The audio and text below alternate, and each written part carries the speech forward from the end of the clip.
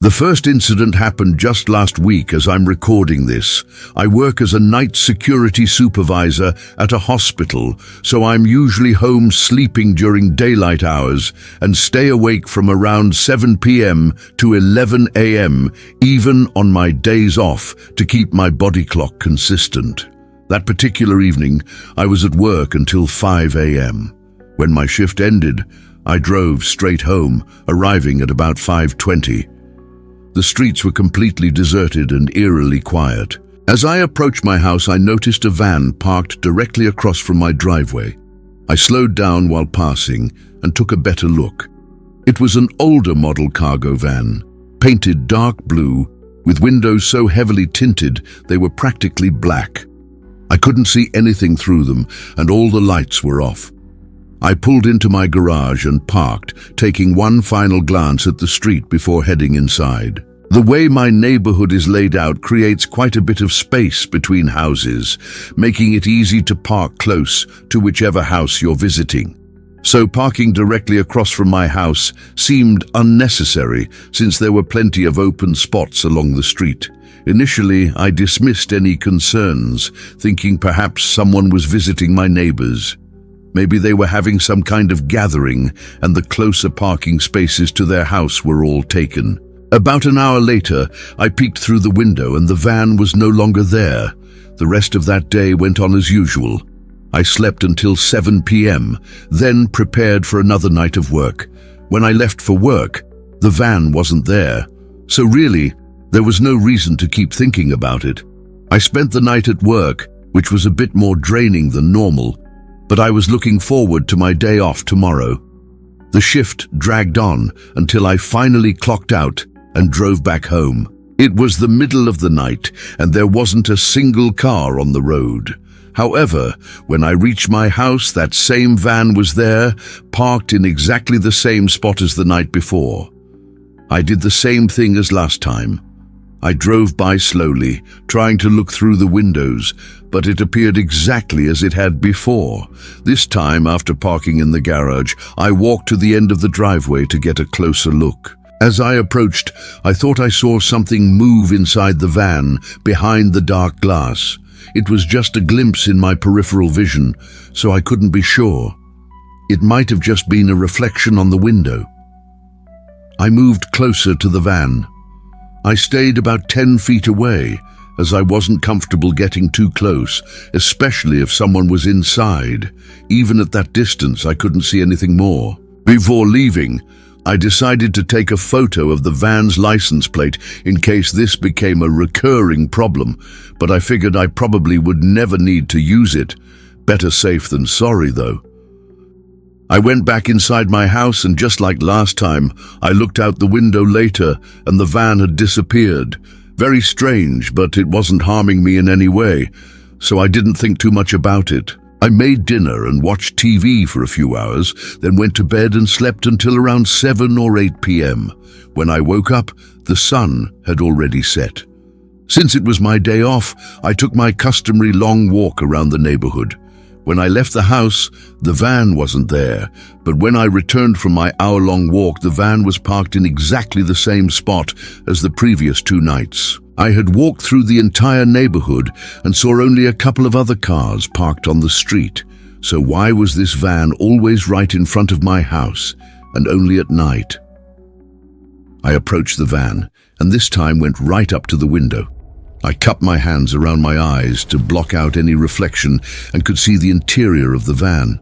It was empty, no people, and nothing that gave me any clues about why it was there. It was one of those weird situations where everything seemed very suspicious, but at the same time, it wasn't harming me in any way.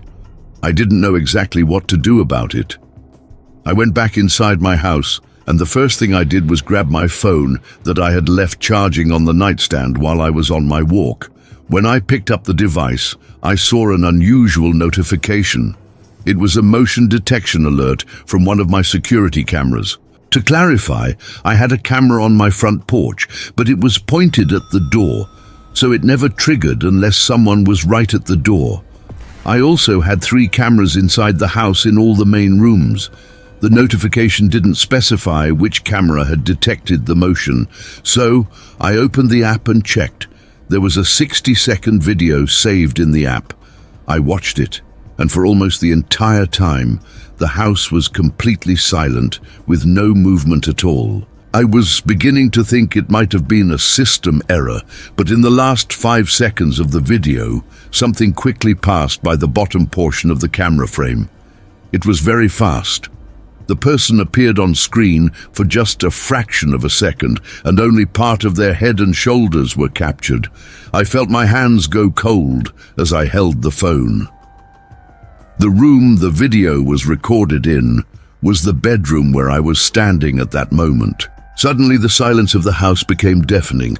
I could hear my heart pounding as I slowly turned and looked around the room. They could be anywhere, perhaps even watching me now. All the thoughts racing through my head only made me panic more. I realized I needed to get out of there. I ran to the door and exited the room, but as soon as I reached the stairs, I heard footsteps running down the hallway. They were about 15 feet behind me. I reached the front door and sprinted outside. In the heat of the moment, I didn't even think to look back to see who was chasing me. I was more focused on getting out of there alive. Eventually, all I could hear was the sound of my own footsteps on the wet pavement, covered by the darkness of night. I called the police. When they arrived, the van was already gone, but thankfully I had the photo of the license plate taken the day before. It took them less than 4 hours to locate it and arrest the person responsible. It was a woman in her early 30s who seemed completely unhinged. Honestly, if I had looked back and seen her chasing me through the house, I probably would have been so terrified that I would have fallen or something. The woman didn't seem to have any real motive for targeting me, but it became very clear that she had indeed been watching me. There were several photos on her phone of my house, some even taken from inside the house, peering through windows at night while I was in the living room. She also had notes about the times I left for and returned from work every day for the past 3 weeks. Disturbingly, we still don't know how she managed to enter my home while avoiding the cameras. If she was able to get in undetected, there's no way to know if this was the first time she had entered. With the time and intensity she spent watching me, she could have figured out where all the cameras were located. And it might be that this was the first time she made the mistake of passing in front of a camera in my bedroom. Either way, I won't have to worry about her for a long time. Rainy Night Terrors, Block 2. This happened almost 3 years ago, but I still find myself thinking about it often. That night, the rain was coming down in sheets. I worked as a food delivery courier. On nights like that, business was usually extremely slow. Sometimes I wouldn't get any orders at all. Still, I always stayed out there waiting, either driving around listening to podcasts or parked in an empty lot scrolling through social media on my phone. Even if I only got a few deliveries, it was still worth it for the extra money I wouldn't have made otherwise. That night went exactly as I expected. Nobody was out on the streets or ordering food because of the storm raging through the city. For a while, I sat in a parking lot, on my phone, and listening to the storm pass through the city. After about an hour, I picked up some food for myself and went back to the lot where I continued waiting. Eventually, I received a notification that someone had requested a delivery. I clicked on it and saw that the restaurant was 35 minutes away from me and the delivery address was another 30 minutes beyond that. Usually when this happens, it's because there are no other delivery drivers working. So I'm the closest available driver, even though I'm far away. But since I had nothing better to do that night, I accepted the order and started driving to the restaurant. The journey there seemed to take forever. Maybe it was because of the storm outside, or simply the fact that there was nobody else on the road. At certain points, I almost forgot I was going to pick up an order. It felt more like I was just driving aimlessly. It didn't help that the route was taking me to a place in the middle of nowhere, like I didn't even know this direction existed, because there was absolutely nothing out there. Finally, after about 45 minutes, I arrived at the restaurant marked on the map. Except it wasn't a restaurant at all. It was just a corner of two rural roads with empty fields and trees on both sides. Most importantly, there was nobody there. I confirmed in the app that I had arrived at the location and then sat in the car looking around, wondering what the hell this person was doing out there in the middle of a storm. After a minute of looking, I checked my phone again and started typing a message to ask where they were. That's when I saw someone in my side mirror coming up behind my car. The person opened the door and got in. I had no idea where they had appeared from. I didn't see them on the road or near the trees. The person was completely drenched from the rain and had a disturbing expression, almost angry. "You ordered the delivery?" I asked. They responded by saying my name, which confirmed it was the right person. I started driving. A few minutes passed, and something about this person made me uncomfortable. First, they were sitting directly in the center of the back seat, so they were perfectly visible in my rear-view mirror whenever I looked back. They also had a very strange energy, as if they were planning something. I really wanted to ask what they were doing out there and why they were standing in the middle of a storm, in the middle of nowhere. But at the same time, I didn't want to create an issue. As we drove farther away toward an even more deserted area, I thought maybe it would be better to ask and hopefully get an answer that would make me feel more at ease. "Hey, so what brought you all the way out here anyway? I mean, with the storm and everything," I said in the friendliest tone possible. I looked at them in the mirror. Their eyes darted away from mine. They seemed like they were going to answer, but then said nothing. They completely ignored the conversation, which didn't make me feel any better. To make matters worse, they appeared increasingly agitated, looking around and watching me through the mirror. With the rain beating against the car windows, it was really uncomfortable not knowing what they were doing behind me. Then, suddenly, they spoke. "Let me out here." Confused, I started to ask if they were sure, but they interrupted me, repeating, "Let me out here," they demanded.